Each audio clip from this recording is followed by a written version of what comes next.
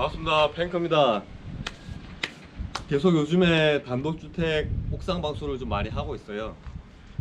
다름이 아니고 제 영상에 댓글을 이제 다신 분이 계신데요. 질문 두 가지를 하시더라고요. 고시가 무엇이냐, 그리고 용제가 무엇이냐. 네이버 지식인 찾아보시라 하면은 저한테 물을 이유가 없었겠죠. 저한테 묻는 이유가 있었겠죠. 아무래도 고시라는 거는 우리가 이렇게 이게 만약에 그 밀대라고, 무청소하는 밀대라고 생각을 가정을 해봅시다. 이렇게 하다 보면은 바닥을 이렇게 청소를 하겠죠. 물을 묻혀서. 그러면 청소하는 도중에 그 물이 먼지와 쌓이게 되면 밀대도 더러워집니다. 그래 되면은, 자, 예를 들어서 한번 보십시다. 예를 들어서 자, 이 더러워지게 되는데요. 그러면은 이렇게 밀대 청소를 이렇게 하다가 밀대 사이즈가 한 요 정도 되죠. 그럼 여기에 벽에 묻으면 벽이 굉장히 지저분해지겠죠. 자, 네, 지저분해질 겁니다.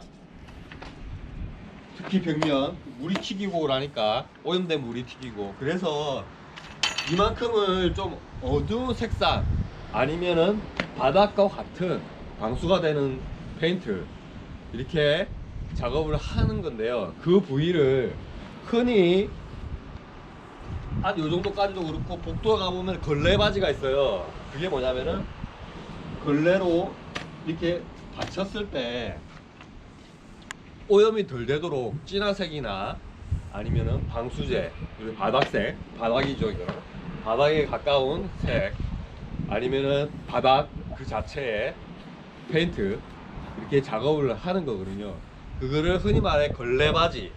복도일 때는 주로 걸레바지를 하고요. 옥상에서는 우리 페인트 하시는 분들께서는 이제 고시라고 해요. 고시. 그래서 고시를 이렇게 그어주거든요. 그래서 고시를 그어준다.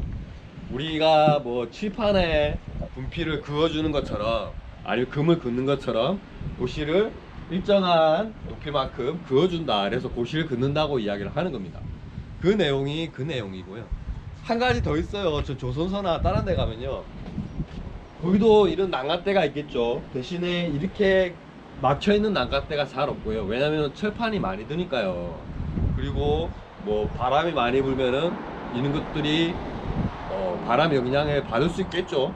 근데 구멍이 뚫려 있는, 이게 스테이션이라는데 이런 기둥들이 있고 뚫려 있고, 이 난간대 같은 경우에는 그 밑에는 킥 플레이트라는 플레이트가 있어요.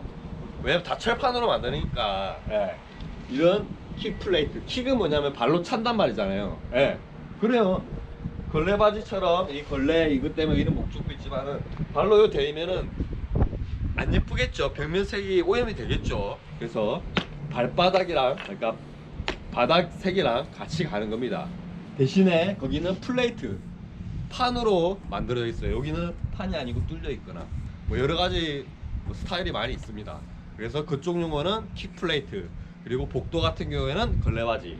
저희가 이렇게 꺼주는 그 내용을 보면은 고시를 꺼준다, 이렇게 내용이 있고요. 그리고 좀 말이 길었죠. 하나 더 이제 질문이 있었는데요. 신나하고 용제하고, 용제가 무엇이냐 이야기 하기 전에 우리 그냥 개념을 하나를 말씀드리자면요,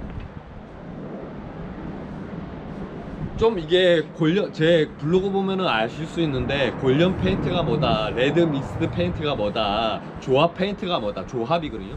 그 페인트가 뭐다 하면은 대충 이해를 하실 수 있어요. 그거는 이제 네이버 블로그에 있지만은, 근데 제가 직접적으로 설명을 드리고자 하는 거는요, 우리 보통 페인트가 뻑뻑하면은 희석을 시킨다는 희석제를 타죠.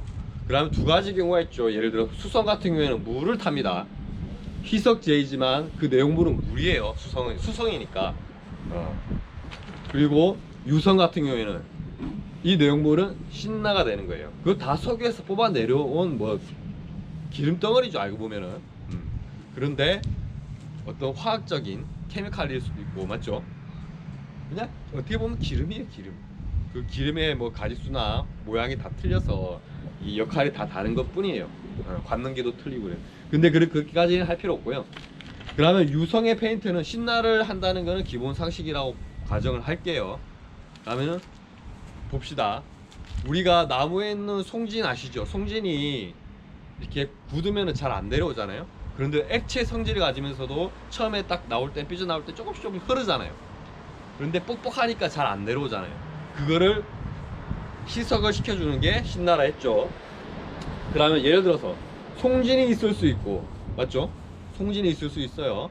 그리고 어떤 뭐 아주까리 기름, 끓인 기름, 그게 있을 수도 있어요. 맞죠? 그러면은 그거를 예를 들어 수지라고 명명을 할게요. 수지가 뭐냐면은 뭐 기름 같은, 식물에서 나오는 기름 덩어리 같은 거예요. 그러면 그거를 또 끓이게 되면 뻑뻑하겠죠. 아무래도 찐득찐득하고. 근데 그거 하나, 예를 들어서 아주까리를 녹일 수 있는, 예를 들어서 화학적인 매체, 매개물, 매질, 뭐 용매, 용매는 아시죠? 용매 그 자체를 이거 아주까리에 대한 상용성이 좋은 용제라고 해요. 그러니까 아주까리만 이거 녹일 수 있는 거예요. 예를 들어서 그러면은 이번에는 송진이다. 그러면 송진만 녹이는 용매를 용제, 송진에 대한 용제라고 할 수 있어요.